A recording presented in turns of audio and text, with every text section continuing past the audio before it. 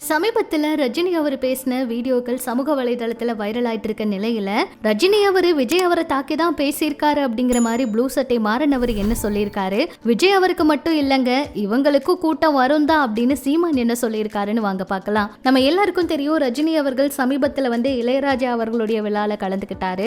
அந்த சமயத்தில் இளையராஜா அவர்களோட அதாவது நடந்த ஃபன்னான விஷயங்கள் எல்லாம் கூட ஷேர் பண்ணியிருந்தாங்க. ரொம்பவே ஃபன்னா பேசியிருந்தாங்க. அது ரொம்பவே கலகலப்பை ஏற்படுத்தி இருந்துச்சு. சமூக வலைதளங்கள் வைரலா மாறிடுச்சு.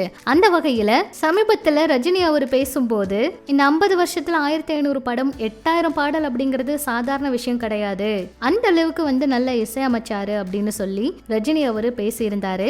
அதுல அவர் குறிப்பிட்டு பேசும்போது 2026 பார்க்கலாம் அப்படின்னு தனக்கே உரிய பாணியில புன்னகையோட செயல்பட்டு வராரு என்னோட நண்பர் முதல்வர் ஸ்டாலின் அவரு அப்படின்னு சொல்லி அவர் பேசினது பேசுபொருளா வைரல் ஆயிட்டு இருக்கு. நிறைய பேர் விஜய் அவரை தான் இவரு மறைமுகமா பேசியிருக்காரு அப்படின்னு சொல்ற நிலையில ப்ளூ சட்டை மாறன் அவர் என்ன சொல்லியிருக்காருன்னா, அதாவது 25 வருஷமா அரசியலுக்கு வருவேன்னு சொல்லிட்டு கடைசி நேரத்துல எஸ்கேப் ஆயிட்டீங்க. ஆனா சிரஞ்சீவி அவரு, கமல் அவரு, விஜயகாந்த் அவரு, பவன் கல்யாண், விஜய் இவங்க எல்லாருமே சொன்னபடி வந்துட்டாங்க. மீடியாக்காரங்க மைக்க நீட்டுனா நான் அரசியல் பேச மாட்டேன்னு எத்தனை தடவை சொல்றதுன்னு பொங்குறீங்க. ஆனா மேடை கிடைச்சா அரசியல் பேசுறீங்க. இளையராஜா அவருடைய பாராட்டு விழால அரசியல் பேச என்னங்க அவசியம் அப்படின்னு சொல்லி இப்படி ஒரு கேள்வியை கேட்டு அவர் இப்ப பதிவிட்டிருக்காரு. இது வைரல் ஆயிட்டு இருக்குங்க.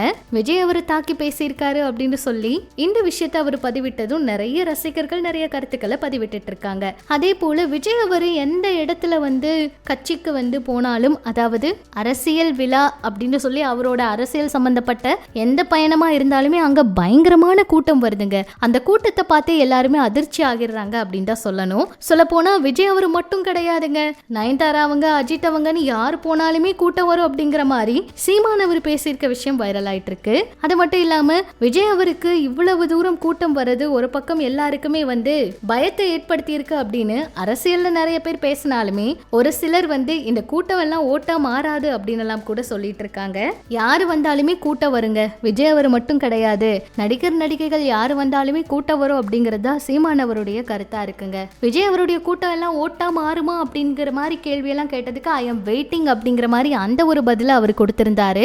இதெல்லாம் இப்ப சமூக வலைதளத்துல வைரல் ஆயிட்டு இருக்குங்க. ஆனா விஜய் அவரை திருச்சியில பாக்குறதுக்கு நிறைய கூட்டம் வந்திருந்துச்சு. நிறைய பேர் என்னோட அண்ணனை பார்க்க வந்த அப்படின்னு எல்லாம் மாலையெல்லாம் கூட வீசி அவரை பார்த்து ஆனந்த கண்ணீரோட போனாங்க. அந்த வீடியோக்கள் எல்லாம் சமூக வலைதளங்கள்ல பயங்கர வைரல் ஆச்சு. ஒரு பக்கம் நிறைய பேர் சங்கீதா அவங்களும் இந்த மாநாட்டில எல்லாம் கலந்துப்பாங்க, இந்த நேர்ல மக்கள் பார்க்க போற இடத்துல கலந்துப்பாங்கன்னு சொன்னாங்க. ஆனா அதெல்லாம் எதுவும் நடக்கல.